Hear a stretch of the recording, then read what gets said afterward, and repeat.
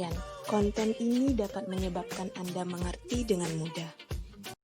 Di sini kami memiliki 10 soal dengan 15 responden yang telah diuji cobakan dan mendapatkan data sebagai berikut. Jumlah merupakan jawaban benar responden terhadap setiap butir soal.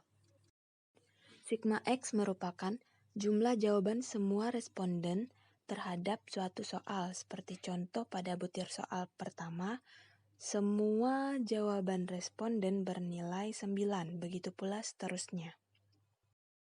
Sedangkan untuk sigma Y merupakan total dari jumlah. Untuk mendapatkan sigma XY diperlukan satu tabel lagi di mana setiap jawaban responden terhadap butir soal dikalikan dengan jumlah. Setelah semuanya didapatkan, kemudian lakukan perhitungan seperti mencari sigma X. Dan dapatlah hasil dari sigma XY. Sedangkan untuk sigma X kuadrat dilakukan dengan cara sigma X dikuadratkan. Sedangkan sigma Y kuadrat merupakan sigma XY yang dijumlahkan. Jika ingin mengetahui data yang kita peroleh tersebut valid atau tidak, maka dimasukkan ke dalam rumus yang sudah ada. Jika hasil ataupun R hitung yang kita peroleh lebih besar dari R tabel, maka data tersebut valid dan begitu pula sebaliknya. Setelah menganalisis valid atau tidaknya suatu data, selanjutnya kita menganalisis reliabilitas suatu data.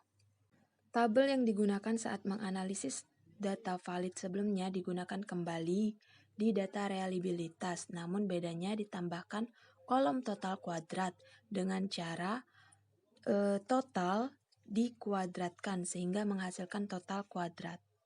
Jumlah kuadrat merupakan nilai dari responden terhadap setiap butir soal yang dikuadratkan. Seperti contoh pada responden pertama mendapatkan nilai 1 pada soal nomor 1 dan dikuadratkan. Kemudian pada responden kedua mendapatkan nilai 0 pada soal nomor 1 dan dikuadratkan. Begitu pula seterusnya hingga responden ke-15 dan dijumlahkan. Begitu pula untuk setiap butir soalnya. Setelah semua data dihitung, selanjutnya dimasukkan ke dalam rumus yang sudah tertera. Lalu ditotalkan keseluruhannya hingga mendapatkan hasil 2,37. Selanjutnya menghitung total varian dengan rumus sigma T kuadrat sama dengan total kuadrat dikurang total dikuadratkan per jumlah responden dibagi jumlah responden.